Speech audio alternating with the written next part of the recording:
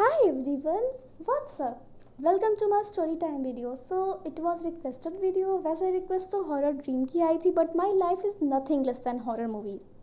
Anyways, have you ever heard of sleep paralysis or lucid dream? अरे मैं explain करती हूँ, ठीक है. तो first of all sleep paralysis एक ऐसी कंडीशन जब आप सो के उठ जाते हो एंड यू आर अवेयर कि आप जग चुके हो. आप आंखें खोल सकते हो but you can not move your body, you cannot move your hands, you cannot speak. And lucid dream वो होता है जब आप सपने देख रहे होते हो और आप अवेयर होते हो कि हाँ मैं सपना देख रहा हूँ और आप उसे कंट्रोल भी कर सकते हो. हम अपने जज्बात को कंट्रोल में रखो क्योंकि इतना आसान नहीं है सपने को कंट्रोल में रखना. And let me tell you facts about sleep paralysis. कुछ लोगों को ना अपने चेस्ट पे हैवीनेस फील होती है, ठीक है, और कुछ लोगों को डीमन दिखता है इस तरह का. क्योंकि जितने लोगों को भी डीमन दिखा है ना सबने एकदम सिमिलर डिस्क्राइब किया है. And how is that possible. और कुछ लोगों को वियर्ड नॉइस आती है एकदम अजीब तरह से एंड वो लोग कहते हैं कि वो एक अलग डायमेंशन से आ रही है. अरे ये सब बात की बातें हैं.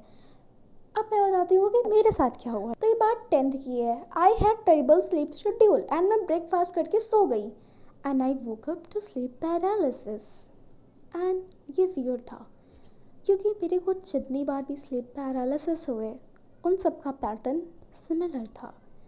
जब मैं ब्रेकफास्ट करके सोती थी दोपहर के टाइम पे या सुबह के टाइम पे तब मुझे स्लीप पैरालिसिस होता था. और मेरी मम्मा बाहर काम कर रही होती थी तब मुझे स्लीप पैरालिसिस होता था. एनीवेज मैं सो गई और जब मैं उठी तो मैं स्लीप पैरालिसिस में थी. But I was very sleepy. I was very I don't have word for it कि मैं फिर से सो गई. And then I had lucid dream. और मेरे सपने में आया कि कोई मेरे पीछे फॉर्क लेके पड़ा हुआ है. आई न्यू कि इट्स अ ड्रीम. मैंने थोड़ा सा कंट्रोल भी किया बट नथिंग हैपेंड और मैं फिर से उठी. And I had sleep paralysis again and it's so unexplainable.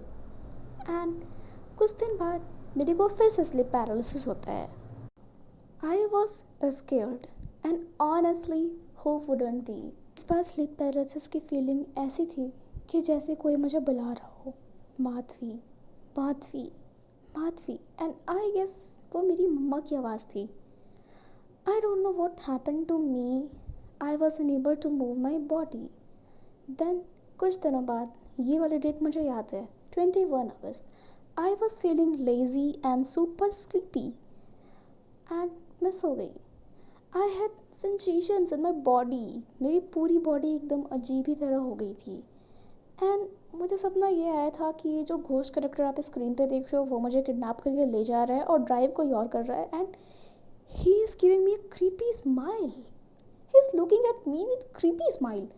And car एकदम मुड़ती है and still he is looking at me with creepy smile. I was damn scared.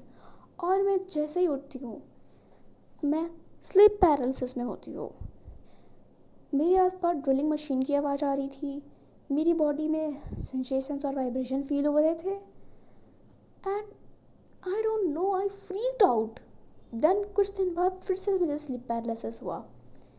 And this time मुझे literally ये feel हुआ कि कोई energy मेरी body को एकदम लीव करके चली गई.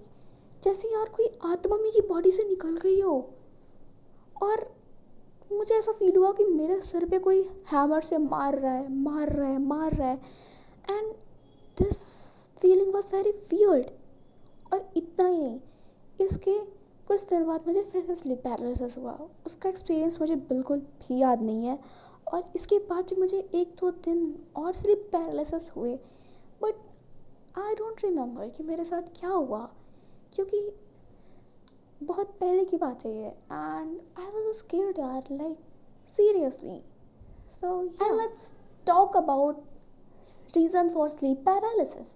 तो कुछ लोग कहते हैं कि स्ट्रेस की वजह से होता है, कुछ लोग कहते हैं कि टेरिबल स्लीप शेड्यूल की वजह से होता है. एंड अगर आपको बहुत ही कुछ वियर्ड सा और एकदम फ्रिक्वेंटली हो तो you should consult a neurologist because it's not normal. क्योंकि कुछ लोग मेंटली अनस्टेबल होते हैं. क्या मतलब मैं हूँ नहीं.